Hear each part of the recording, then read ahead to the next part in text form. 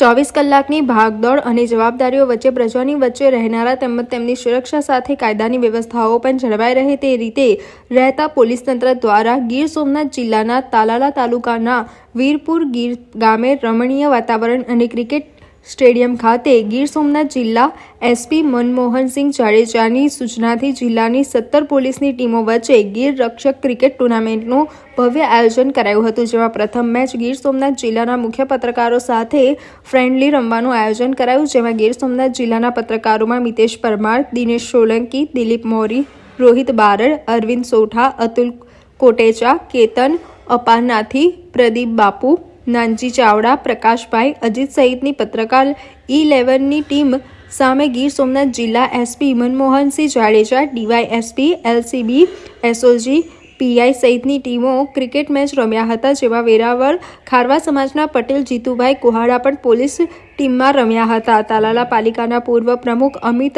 ઉનકડ સહિત અગ્રણીઓની પણ ઉપસ્થિતિ રહી હતી. લાઈવ પ્રસારણ અને કોમેન્ટ્રી સાથે પ્રથમ ટોસ પત્રકાર ટીમે જીતી બેટિંગ કરી હતી. ભારે રસકારી અને રોમાંચક ક્રિકેટ મેચ જોવા આસપાસના ગામના લોકો અને યુવા વર્ગ ઉમટી પડ્યો હતો અને આ ફ્રેન્ડલી ક્રિકેટ મેચના કોઈની હાર ન કોઈની જીત, આમ બંને એક સિક્કાની બે બાજુ પોલીસ અને પત્રકાર 11 બંનેનો જયકાર થયો હતો. સમગ્ર કાર્યક્રમનું સફળ સંચાલન એલસીબી પીઆઈ અરવિંદસિંહ જાડેજા તથા ટીમે કર્યું હતું. દર વર્ષની જેમ જ અમે આ વર્ષે પણ સ્પોર્ટ્સ મીટ ગીર સોમનાથ જિલ્લા પોલીસના તમામ કર્મચારીઓ માટે રાખી છે. ગઈકાલે સૂત્રાપાડા ખાતે 265 કર્મચારીઓએ ભાગ લઈને એથ્લેટિક્સ ટુર્નામેન્ટ પૂરી કરી.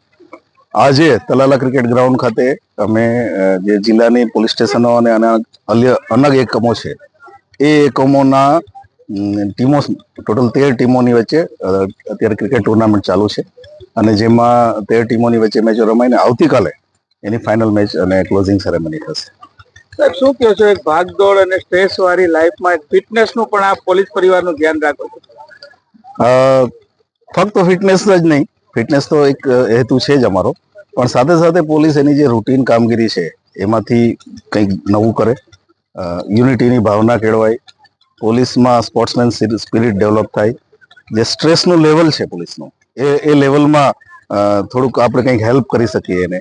એકબીજાના પ્રશ્નો અહીંયા ગ્રાઉન્ડ ઉપર 150-200 ખેલાડીઓ મળે એટલે એકબીજાના પ્રશ્નો સમજે, એ ઘણા બધા અલગ અલગ પ્રકારના એંગલથી અમે આ ટુર્નામેન્ટ ચાલુ કરી છે. આ 3 વર્ષથી અમે કરીએ છીએ. સાહેબ, પોલીસ અને પ્રેસ એક સિક્કાની બે બાજુ છે. આજે પત્રકારોને પણ આપની સાથે રમવાનો જે મોકો મળ્યો, સાહેબ આપનો અનુભવ? અમે આજે પહેલી મેચ આ ટુર્નામેન્ટની ઓપનિંગ મેચ જ પત્રકાર મિત્રો સાથે ફ્રેન્ડલી મેચથી કરી છે. મને આશા છે કે પત્રકાર મિત્રોને પણ મજા આવી હશે અને પોલીસને પણ બહુ મજા આવી છે અને આ પ્રકારની ટુર્નામેન્ટ જ્યારે પણ થશે ત્યારે અમે અપેક્ષા રાખીએ કે તમારો સહયોગ મળતો રહેશે.